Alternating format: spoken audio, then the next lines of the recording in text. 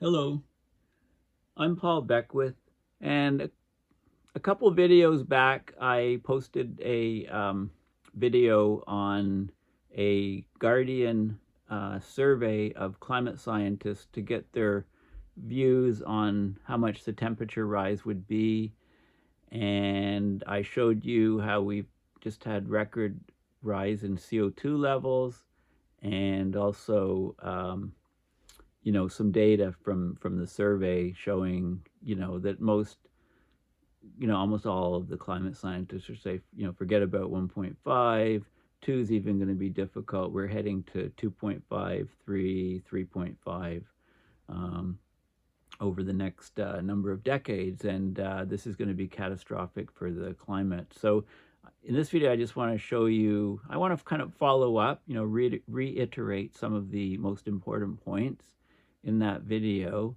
and talk about what the IPCC is up to, the Intergovernmental Panel on Climate Change.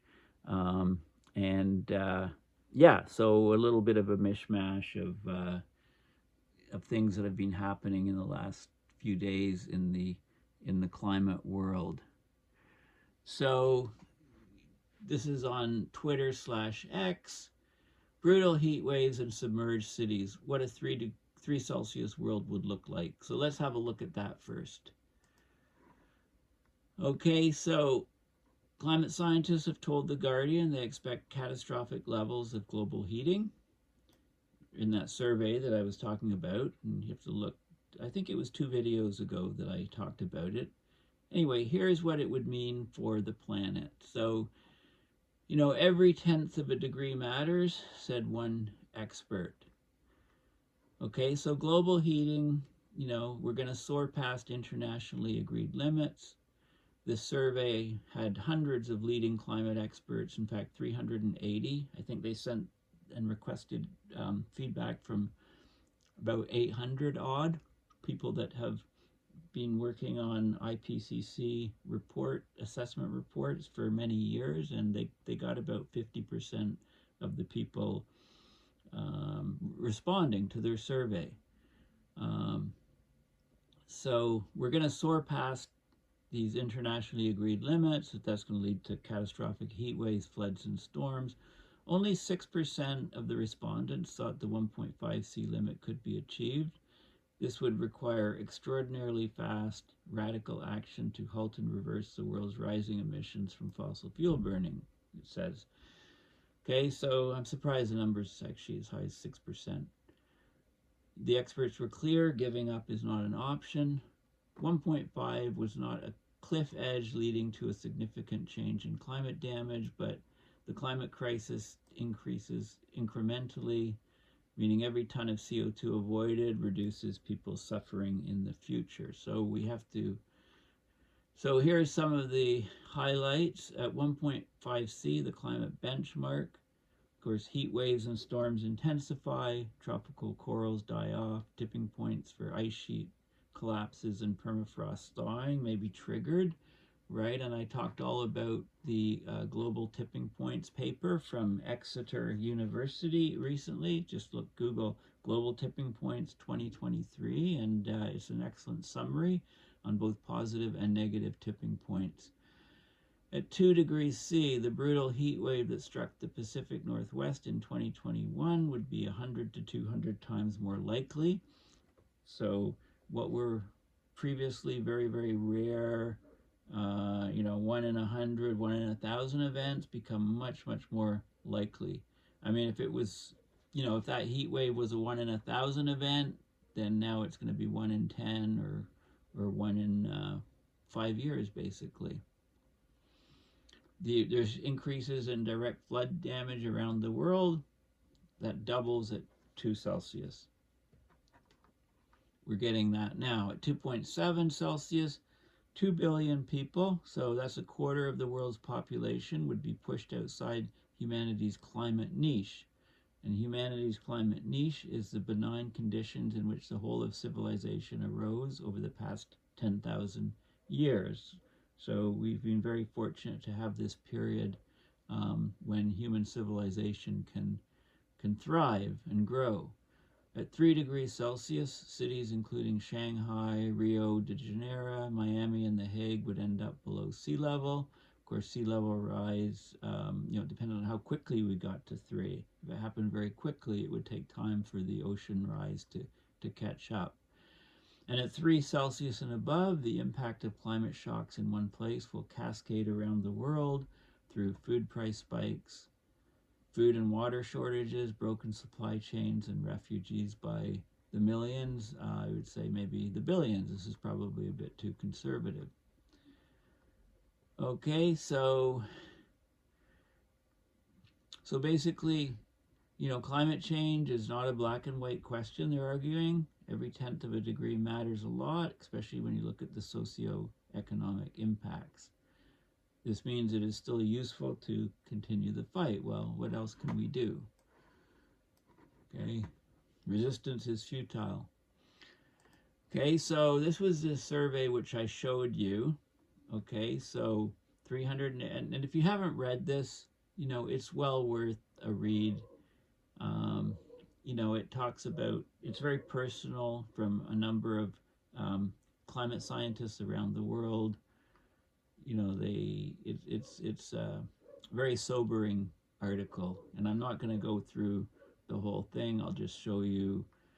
This is one of the key graphs here, where this is temperature rise over time, 1940 to present day, and we had February of this year 4 consecutive days above 2 Celsius. In 2023, last year, we had the first day above 2 Celsius. In 2015, first days above 1.5. We've been above 1.5 for over the last year, maybe year and a quarter now.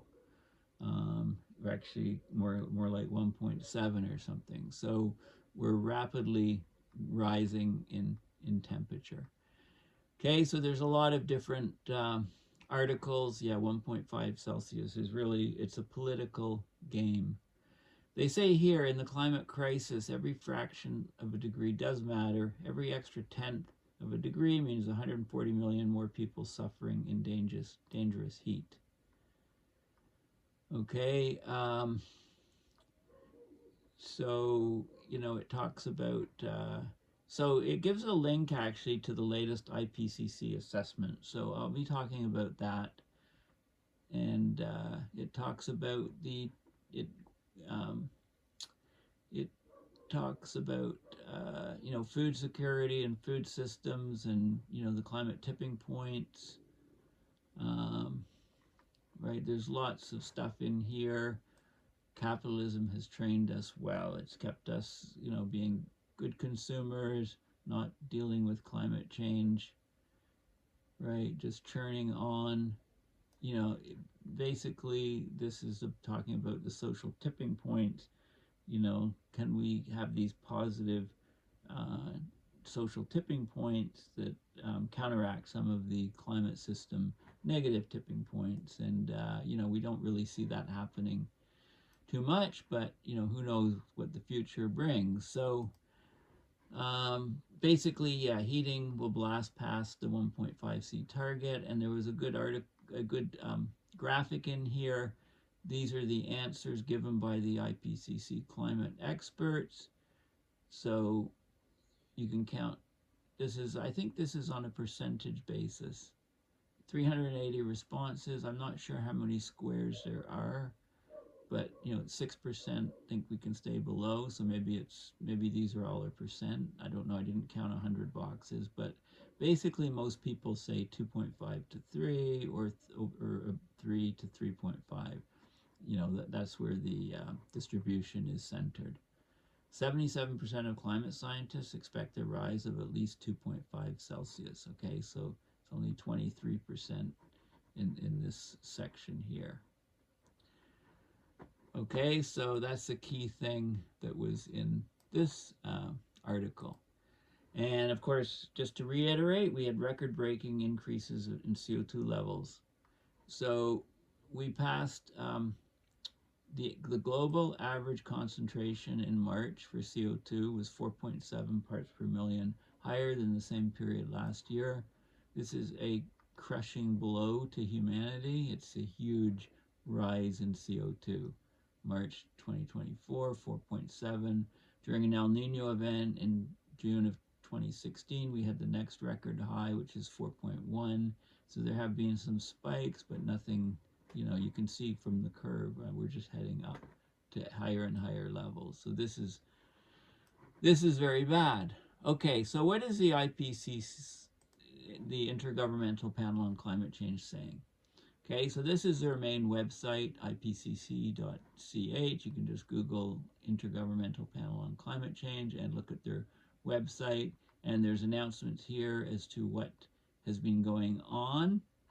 Now, there's various links from this site, which I'll just talk about briefly. So this is I clicked on reports, and this is all the reports that they've put out in reverse chronological order. So so the actual synthesis report on AR6 Assessment Report 6, Climate Change 2023, it came out in March of 2023.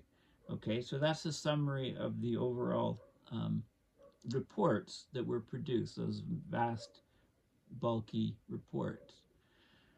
This was the mitigation, the Working Group 3, that came out in April 2022. And the Working Group 2 report on impacts, adaptation, and vulnerability came out in February 2022. And the original one came out in August of 2021. This was the physical science basis on climate change.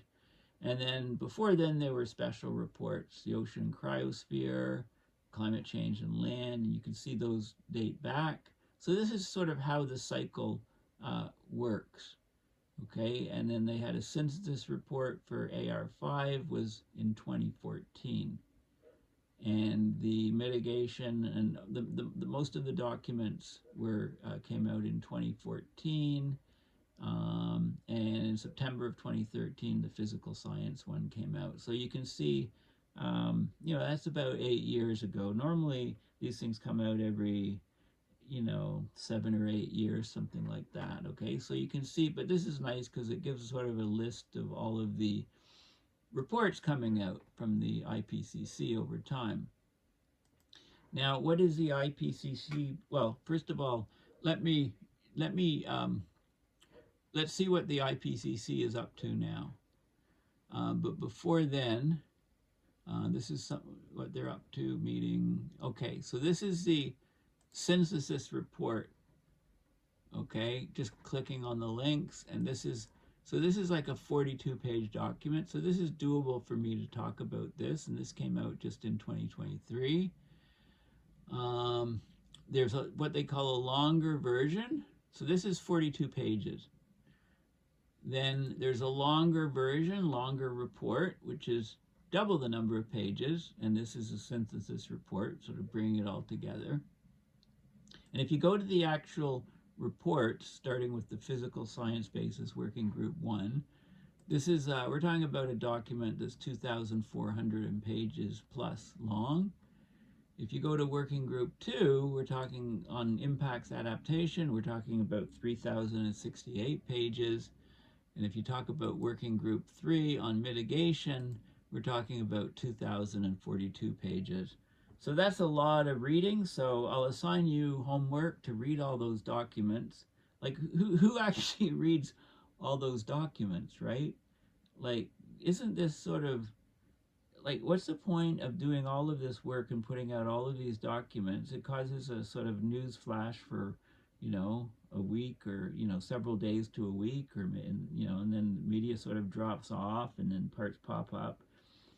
And governments are clearly ignoring it. Fossil fuel companies are ignoring it. Corporations are, ignoring it. And, then in another 7 or 8 years, they come up with another report. So this whole system seems very unwieldy, and it's not producing the results because emissions around the world are still rising at record fast rates as we burn more and more fossil fuels around the world.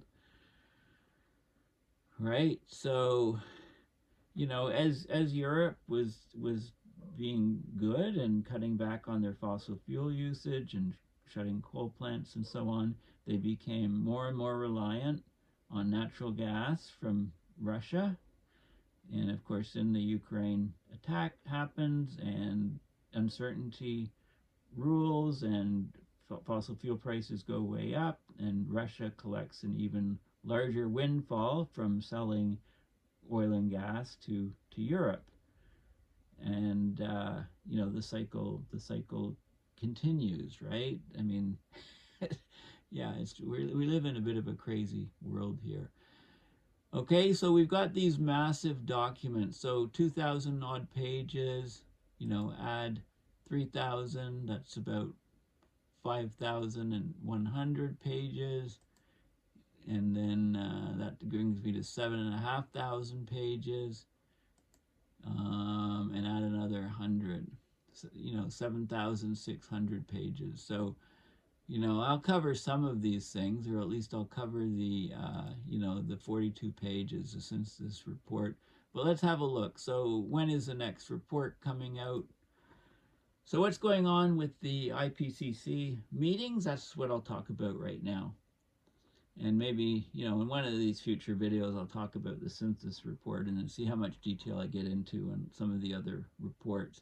The problem is when these reports came out, they had draft written in bold letters across each entire page, making it very difficult to get images to actually read the document when it first came out, these massive reports. And it took them months and months and months after the report came out for them to actually remove draft. I gave up kind of looking for it, actually, so didn't cover it in huge detail at the time because it was basically not very readable, when it's struck out by draft, diagonally from bottom left corner to top right corner, or top left from bottom to bottom right? It made it very difficult to read. So the whole process I can be very critical of. So here's what happened. This was the IPCC met, and they called for nomination of experts to draft the outline of the 7th assessment report. So they're already talking about the next bulky 7,500 page report, which they'll work on, put in tremendous amounts of work. Everybody does a little bit. They get people from all over the world, experts who volunteer their time, and they'll take chunks. Most people will contribute, they'll have written a paper or something, and they'll cut and paste from that paper and submit that to the IPCC, maybe reword it, right? And then they meet and vote and decide what goes in and out. Like, the whole process is very, very unwieldy, but it's kind of the best the world can come up with right now. Anyway, they're thinking about the 7th assessment report. So this was in this was May 3rd, 2024. Okay, so this is very recent meetings, right? Just a couple weeks ago, basically. So they're calling on their member governments and observer organizations to nominate experts to draft the outline of the working group contributions to the 7th assessment report. And the nominations, so it's soon. June 7th, 2024 is the deadline, midnight, when they can accept nominations for experts to draft the outline, and then they'll have meetings to do it.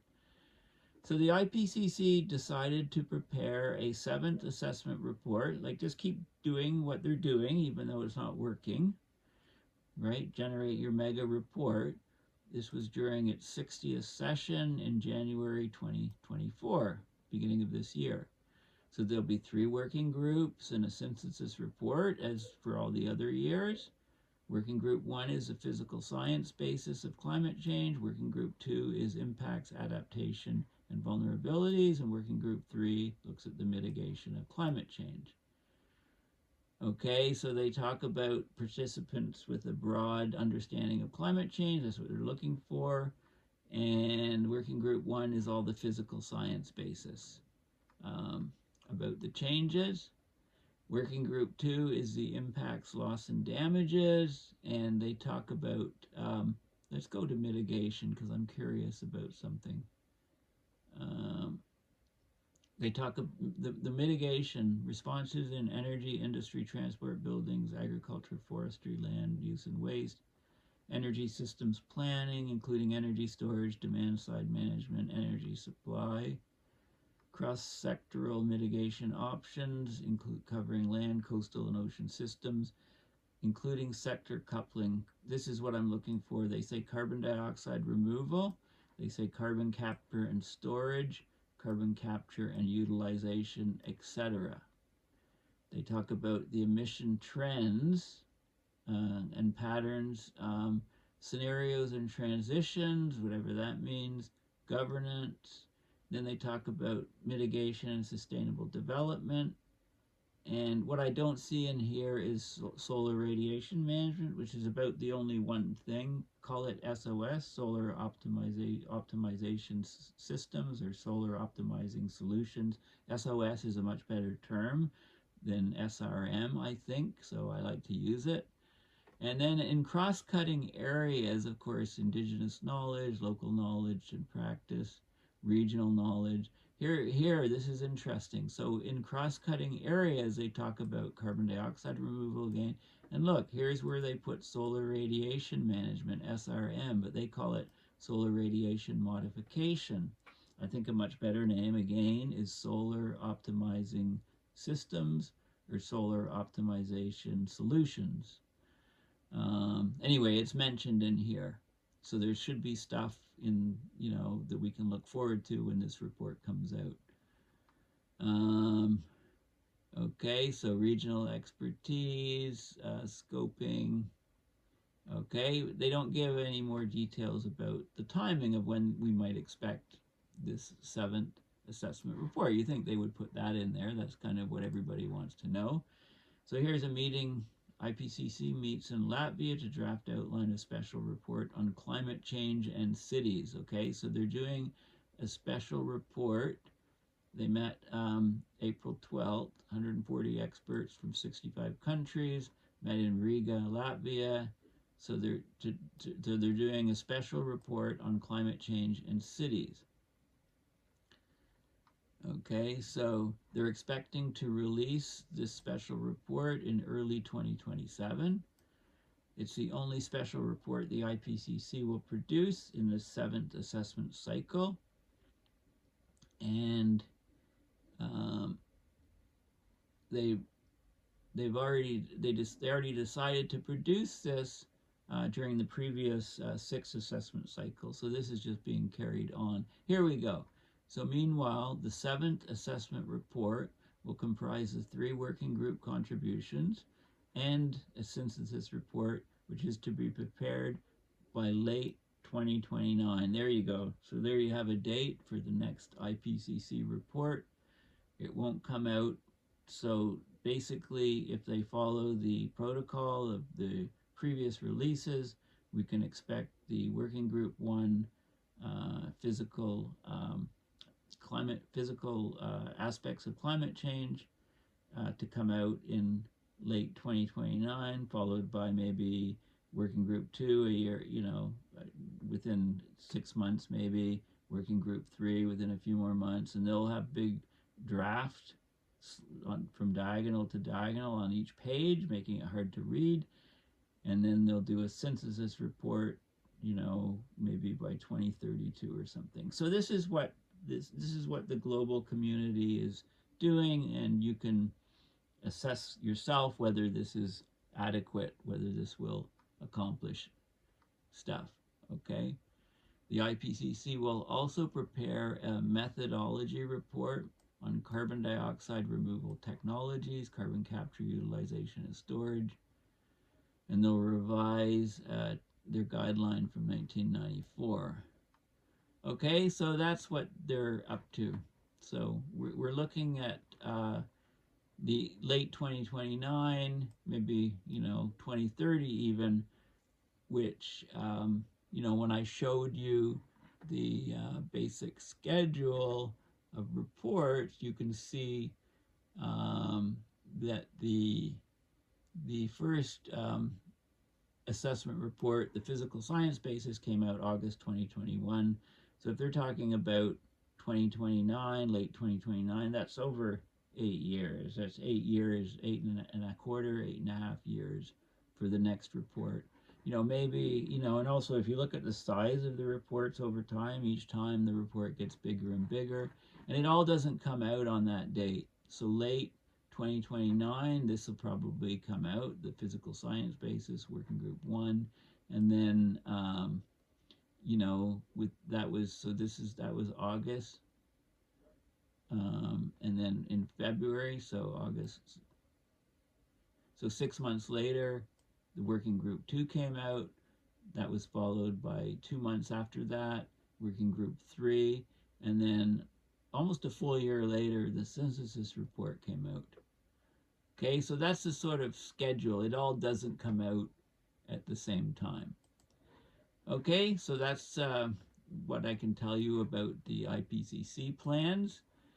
And yeah, I think I'll cover this synthesis report. There's stuff in there that it's a good sort of refresher of what the latest is on climate, according to the international bodies who hold the COP meetings every year. Okay, so basically, yeah, so I think I'll stop there, and please consider going to my website, paulbeckwith.net, and donating to my PayPal to support my research and videos as I join the dots on abrupt climate system mayhem. Thanks for listening, and bye for now.